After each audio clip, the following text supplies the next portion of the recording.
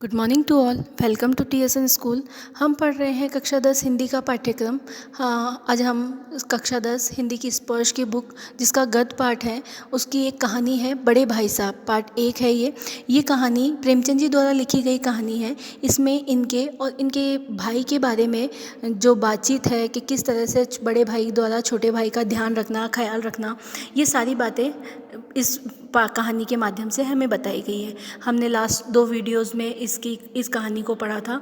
इसमें भाई साहब द्वारा लेखक को पढ़ने पर जोर दिया जाता था, खेलने कूदने पर नहीं, और उन्हें डांटना फटकारना, और लेखक जो है बिना पढ़े लिखे भी अपनी कक्षा में पास हो जाता था, लेकिन भाई साहब फेल होते रहते। उससे लेखक को अभिमान और घमंड आता। इस पर जो भाई साहब हैं वो लेखक को बताते कि तुम्हारे दर्जे यानी तुम्हारी क्लास में और मेरी क्लास में बहुत फ़र्क है, और वो बताते कि मैं जो 9वीं क्लास में हूँ तो उसमें मुझे किन किन इतिहास के बारे में, ज्योमेट्री के बारे में और कितने बादशाहों के नाम याद रखने पड़ते हैं, वो बड़ा ही कठिन काम है। अब हम आगे पढ़ते हैं। अलग अलग उदाहरण वो उनको देते हैं। अभी ये लेखक पहले उनको हिस्ट्री का, ज्योमेट्री यानी गणित का उदाहरण दिया।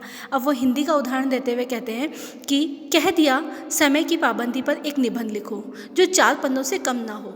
अब आप कॉपी सामने खोलें, कलम हाथ में लिए उसके नाम को रोइए। अब जो लेखक के भाई साहब हैं वो क्या कह रहे हैं, हिंदी का उदाहरण देते हुए कहते हैं कि एक प्रश्न ऐसा भी आ जाए कि समय की पाबंदी पर निबंध लिखो, और वो कितने पेजेस का होना चाहिए, कितने पन्नों का होना चाहिए, 4 पन्नों का होना चाहिए। अब हम क्या करें, कॉपी खोलें और कलम यानी पेन हाथ में लेकर अध्यापकों के बारे में सोचते रहें कि एक छोटा सा जो बिंदु है जो 1 वाक्य, 2 वाक्य या 4 पंक्तियों में लिखा जा सकता है, उसके लिए 4 पन्ने क्यों भरे जाएं। कौन नहीं जानता कि समय की पाबंदी बहुत अच्छी है। लेखक भाई साहब कह रहे हैं कि कौन नहीं जानता कि समय अमूल्य है, समय हमारे लिए हितकर है, समय के साथ पाबंद रहना हमें अच्छी बातें सिखाता है, हमारे लिए उन्नति का रास्ता है।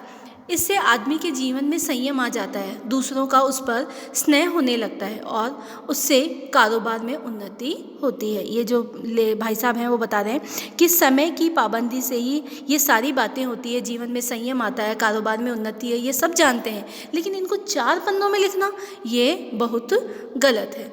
लेकिन जरा सी बात पर 4 पन्ने कैसे लिखें? जो बात एक वाक्य में कही जा सके उसे 4 पन्नों में लिखने की ज़रूरत क्या है?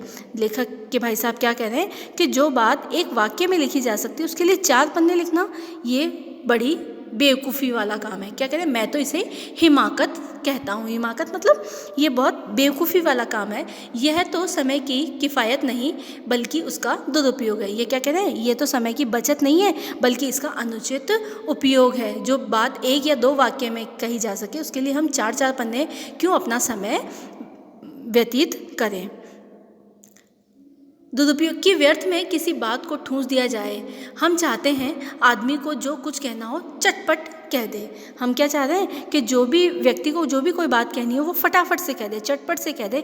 क्यों इतना व्यर्थ का समय व्यतीत करें? मगर नहीं, आपको 4 पन्ने रंगने पड़ेंगे, जैसे चाहे लिखिए, और पन्नों को भी पूरे फुल स्केप आकार के। अब जो भाई साहब हैं वो क्या कह रहे हैं कि लेकिन क्वेश्चन में लिख दिया है कि आपको 4 पन्ने भरने हैं, इट मीन्स आपको 4 पन्ने ही लिखने हैं, वो भी छोटे छोटे पेजेस नहीं, बड़े बड़े फुल स्केप आकार के। यह छात्रों पर अत्याचार नहीं तो और क्या है? लेखक के भाई साहब क्या कह रहे हैं, ये सारी बातें क्या है, छात्रों पर अत्याचार है। अनर्थ तो यह है कि कहा जाता है संक्षेप में लिखो। अब ये क्या है, 4 पन्नों को लिखना भी क्या कह रहे हैं वो, संक्षेप में लिखना। संक्षेप में लिखना तो 1-2 लाइन का होता है, लेकिन ये क्या कह रहे हैं कि 4 पन्नों में लिखिए, लेकिन संक्षेप में नहीं, शायद 100-200 पन्नों में लिखवाते। अगर संक्षेप में नहीं लिखना होता तो क्या कहते हैं कि इसे 100-200 पन्नों में लिख डालिए। तेज भी दौड़िए और धीरे धीरे भी। देखो इनकी क्या गणित है कि ये कह रहे हैं कि तेज भी दौड़ो और धीरे धीरे, मतलब समय की पाबंदी को संक्षेप में भी लिखो और 4 पन्नों में भी। उल्टी बात है या नहीं? बालक भी इतनी सी बात समझ सकता है, लेकिन इन अध्यापकों को इतनी तमीज़ नहीं है, उस पर दावा करते हैं कि हम अध्यापक हैं। क्या कह रहे हैं कि ये कैसी उल्टी सीधी बातें समझा रहे हैं। इतनी छोटी सी बात तो एक छोटा बच्चा या एक बालक भी समझ सकता है, और ये जो अध्यापक हैं इनको अच्छे बुरे की कोई पहचान नहीं है, बिल्कुल भी तमीज़ नहीं है, और फिर कहते हैं कि हम क्या हैं, एक अध्यापक हैं। मेरे दर्जे में आओगे लाला तो ये सारे पापड़ बेलने पड़ेंगे। अब जो भाई साहब हैं वो लेखक को क्या कह रहे हैं कि जब तुम मेरी क्लास में आओगे तो तुम्हें इतिहास, ज्योमेट्री, यहाँ तक कि हिंदी का एक छोटा सा टॉपिक देकर तुम्हें 4-4, 5-5 पन्नों में निबंध भी लिखना पड़ेगा। ये सारे पापड़ तुमको बेलने पड़ेंगे, ये सारे कठिन काम तुमको करने पड़ेंगे, तब जाकर तुम्हें आटे दाल का भाव मालूम होगा, तब जाकर तुम्हें सारी बात पता चलेगी कि मैं किस तरह से कठिन परिश्रम करने के बाद भी क्लास में फेल होता जा रहा हूँ। इस दर्जे में अव्वल आ गए हो तो ज़मीन पर पाँव नहीं रखते, इसलिए मेरा कहना मानिए। लाख फेल हो गया हूँ लेकिन तुमसे बड़ा हूँ। संसार का मुझे तुमसे कहीं ज़्यादा अनुभव है। क्या कह रहे हैं भाई साहब कि तुम इस दर्जे में अव्वल आ गए हो तो तुम्हारा अभिमान, तुम्हारा घमंड तुम्हें ज़मीन पर पाँव नहीं रखने दे रहा, लेकिन मेरा कहना मानो तो चाहे कितनी बार भी फेल हो गया हूँ, लेकिन मैं क्या हूँ, तुमसे बड़ा हूँ। संसार में मुझे तुमसे कहीं ज़्यादा अनुभव है। मैं संसार को प्रत्यक्ष रूप से तुमसे ज़्यादा देख चुका हूँ। जो कुछ कहता हूँ उसे गिरह बांधिए, नहीं तो पछताओगे। मैं क्या कह रहा हूँ कि जो भी मैं कुछ कह रहा हूँ उसे क्या कर लो, गांठ बांध लो, अच्छी तरह से याद रख लो, वरना बहुत पछताओगे। स्कूल का समय निकट था। नहीं, ईश्वर जाने ये उपदेश माला कब खत्म होती। लेखक अब कह रहे हैं कि ये तो स्कूल का समय निकट था, यानी पास में था, नहीं तो भाई साहब का जो उपदेश है वो न जाने दिन भर ही चलता रहता। भोजन आज मुझे निस्वाद लग रहा था। जो खाना मैं खा रहा था स्कूल जाने से पहले वो मुझे बिना स्वाद के लग रहा था। जब पास होने पर यह तिरस्कार हो रहा है तो फेल हो जाने पर तो शायद प्राण ही ले लिए जाएं। लेखक क्या कह रहे हैं कि पास होने पर मुझे इतना अपमान मिल रहा है, इतनी बातें सुनने को मिल रही है, अगर मैं फेल हो जाता तो क्या होता, मेरे प्राण ही ले लिए जाते। भाई साहब ने अपने दर्जे की पढ़ाई का जो भयंकर चित्र खींचा था उसने मुझे भयभीत कर दिया। भाई साहब ने जो अपनी पढ़ाई के बारे में मुझे इतनी सारी बातें जो बताई वो बड़ा ही भयानक था, बड़ा ही डरावना था, वो उससे मैं बहुत ही डर गया। स्कूल छोड़कर घर नहीं भागा यह ताज्जुब है। बस मैं इतना सा मेरे में सब्र रहा, इतना सा मैं आश्चर्य कर रहा हूँ अपने आप पर कि मैं ये सारी बातें सुनकर मैं स्कूल छोड़कर घर नहीं चला गया। लेकिन इतने तिरस्कार पर भी पुस्तकों में मेरी रुचि ज्यों की त्यों बनी रही। लेकिन जो इतना अपमान मेरे साथ हुआ उसके बावजूद भी मुझे जो किताबों के प्रति मेरी जो अरुचि है वो जैसी की तैसी ही बनी रही। खेल कूद का कोई अवसर हाथ न जाने देता। मैं खेल कूद का कोई भी अवसर हाथ में से नहीं जाने देता। पढ़ता भी मगर बहुत कम, बस इतना कि रोज़ का टास्क पूरा हो जाए। बस इतना पढ़ता कि रोज़ का जो होमवर्क मुझे मिलता था वो मैं पूरा कर लेता और दर्जे में जलील ना होना पड़े, ताकि मैं जब क्लास में जाऊँ तो मुझे अध्यापकों द्वारा बेइज्जत ना होना पड़े। अपने ऊपर जो विश्वास पैदा हुआ था वह फिर लुप्त हो गया और फिर चोरों का सा जीवन कटने लगा। मेरे अंदर जो विश्वास था कि मैं पास हो गया तो अब मुझे भाई साहब से डरना नहीं पड़ेगा और मैं बेझिझक खेलने जा सकूँगा, वो सारा विश्वास जो था वो क्या हो गया, चूर चूर हो गया, वो सारा गायब हो गया। अब मैं वापस खेलने कूदने भाई साहब से डर डर कर जाने लगा। आगे फिर सालाना इम्तिहान हुआ और कुछ ऐसा संयोग हुआ कि मैं फिर पास हुआ और भाई साहब फिर फेल हो गए। मैंने बहुत मेहनत नहीं की पर न जाने कैसे दर्जे में अव्वल आ गया। मुझे खुद अचरज हुआ, मुझे खुद हैरानी हो रही है कि मैंने इतनी पढ़ाई नहीं की थी लेकिन मैं फिर भी पास हो गया और इत्तेफाक से भाई साहब क्या हो गए, फेल हो गए। भाई साहब ने प्राणांत परिश्रम किया। भाई साहब ने मतलब क्लास से लेके परीक्षा तक, लास्ट तक, अंतिम समय तक क्या किया, परिश्रम किया। कोर्स का एक एक शब्द चाट गए थे। कोर्स का जो शब्द था मतलब कोर्स की जो किताबें थी वो पूरी रट डाली थी उन्होंने। रात 10 बजे तक इधर, 4 बजे भोर से उधर, 6 से 9:30 बजे 9:30 तक स्कूल जाने से पहले मतलब दिन रात वो क्या करते थे, सिर्फ पढ़ाई ही करते रहते। मुद्रा कांतिहीन हो गई थी, उनकी चेहरे की जो चमक थी वो बिल्कुल चली गई थी। मगर बेचारे फेल हो गए, फिर भी वो फेल हो गए। मुझे उन पर दया आती थी, मुझे थोड़ी उन पर दया आने लगी। नतीजा सुनाया गया तो वह रो पड़े और मैं भी रोने लगा। जब मैंने उनको नतीजा सुनाया, परिणाम सुनाया तो वह रोने लग गए और मुझे भी रोना आ गया। अपने पास होने की खुशी आधी हो गई और मेरे जो पास होने की खुशी थी वो क्या हो गई, आधी हो गई। मैं भी फेल हो गया मैं भी फेल हो गया होता तो भाई साहब को इतना दुख ना होता, लेकिन विधि को कौन टाले। लेकिन क्या कह रहे हैं कि ये तो किस्मत की बात है, जो मैं पास हो गया इस बात को हम नहीं टाल सकते, लेकिन अगर मैं फेल हो जाता तो शायद भाई साहब को इतना दुख नहीं होता। मेरे और मेरे भाई साहब के बीच में अब केवल एक दर्जे का अंतर रह गया था। जब स्टार्टिंग में हमने पाठ पढ़ा था तब क्या था कि भाई साहब में और मेरे और भाई साहब के बीच में कितने दर्जे का अंतर है, 3 साल का। और अब भाई साहब 2 बार फेल हो गए तो अब हमारे बीच में कितना अंतर हो गया, 1 दर्जे का। मेरे मन में एक कुटिल भावना उदय हुई। कुटिल भावना का अर्थ क्या होता है, बुरा विचार। मेरे मन में एक बुरा विचार आया कि कहीं भाई साहब 1 साल और फेल हो गए तो मैं उनके बराबर हो जाऊंगा।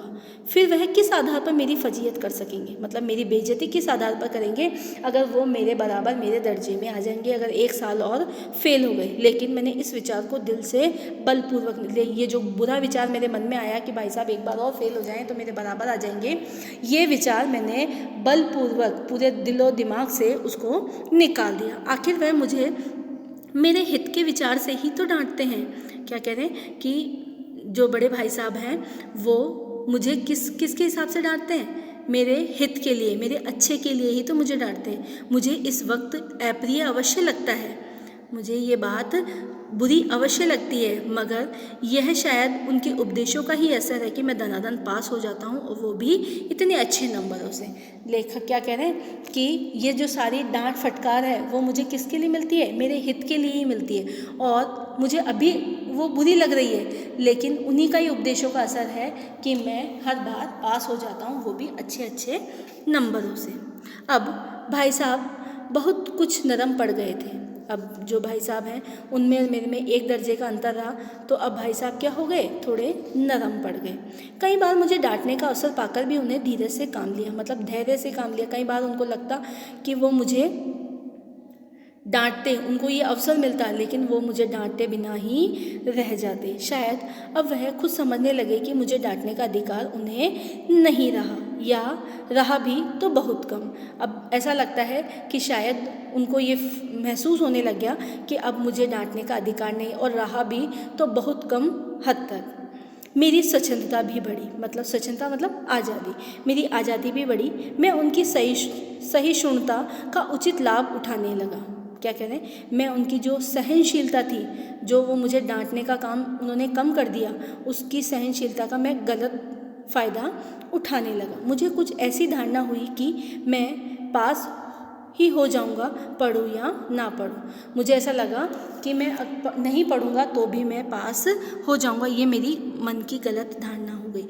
मेरी तकदीर बलवान है, इसलिए भाई साहब के डर से जो थोड़ा बहुत पढ़ लिया करता था वह भी बंद हुआ। अब भाई साहब ने मुझे डांटना फटकारना बंद कर दिया तो मैंने उनकी सहनशीलता का गलत फ़ायदा उठाकर पढ़ना ही बंद कर दिया, और मुझे लगा कि मेरी तकदीर अच्छी है और मैं बिना पढ़े ही पास हो जाऊंगा। अब मैंने क्या कर दिया, पढ़ना लिखना बिल्कुल बंद कर दिया। मुझे कनकोएँ उड़ाने का नया शौक़ पैदा हो गया। कनकोएँ होता है पतंग। मुझे कनकोएँ उड़ाने का नया शौक़ पैदा हो गया था और अब सारा समय पतंगबाजी को ही भेंट होता था।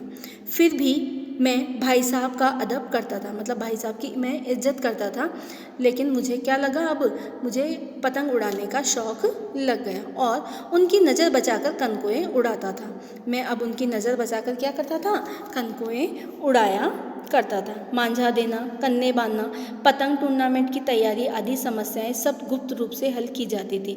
मतलब चुपके चुपके मैं भाई साहब से डर डर कर ये सारे काम किया करता था। मैं भाई साहब को यह संदेह न करने देना चाहता था कि मैं उनका सम्मान और लिहाज मेरी नज़रों में कम हो गया। मतलब मैं ये नहीं चाहता था कि मैं भाई साहब को ये नहीं बताना चाहता था कि उनकी जो इज्जत है वो मेरी नज़रों में क्या हो गई है, कम हो गई है। मैं ऐसा उनको नहीं बताना चाहता था। एक दिन संध्या समय हॉस्टल से दूर मैं कनकोआ लूटने बेताशा दौड़ रहा था। आंखें आसमान की ओर थी और मैं उसे आकाशगामी पथिक की ओर जो मंद गति से झूमता पतन की ओर चला आ रहा था। एक दिन शाम का समय था और मैं हॉस्टल से दूर एक कनकोए मतलब पतंग लूटने के लिए किसी की खबर नहीं हो, इस तरह से बेताशा दौड़ा, मतलब मुझे किसी की खबर नहीं है और मैं दौड़ता जा रहा था और आंखें कहाँ थी, आसमान की ओर। और मन उस आकाशगामी पथिक की ओर, और मन कहाँ था मेरा? आसमान में जो पतंग उड़ रही थी उसकी ओर मैं दौड़ा जा रहा था, और जो मंद गति से झूमता पतन की ओर चला आ रहा था, मैं उसे देख रहा था जो हवा में झूमता झूमता धीरे धीरे कहाँ गिरने वाला था? नीचे गिरने वाला था। मानो कोई आत्मा स्वर्ग से निकलकर विरक्त मन में नए संस्कार ग्रहण करने जा रही हो। पतंग ऐसे झूमती हुई आ रही थी, ऐसा लग रहा है जैसे कोई आत्मा स्वर्ग से निकलकर बेपरवाह मन में नए आचरण ग्रहण करने जा रही हो। बालकों की पूरी सेना लगे और झाड़दार बांस लिए इनका स्वागत करने को दौड़ी आ रही थी। जो बालक थे वो पूरी सेना के साथ उस पतंग को लूटने के लिए भाग रहे थे। किसी को अपने आगे पीछे की खबर नहीं थी। बच्चे बस कहाँ देख रहे थे? आसमान की ओर देखते हुए उस पतंग के पीछे पीछे दौड़ रहे थे। उनको किसी को आगे पीछे की खबर नहीं थी। सभी मानो उस पतंग के साथ ही आकाश में उड़ रहे थे, जहाँ सब कुछ समतल है, ना मोटर कारें हैं, ना ड्रम, ना ही गाड़ियाँ। धन्यवाद।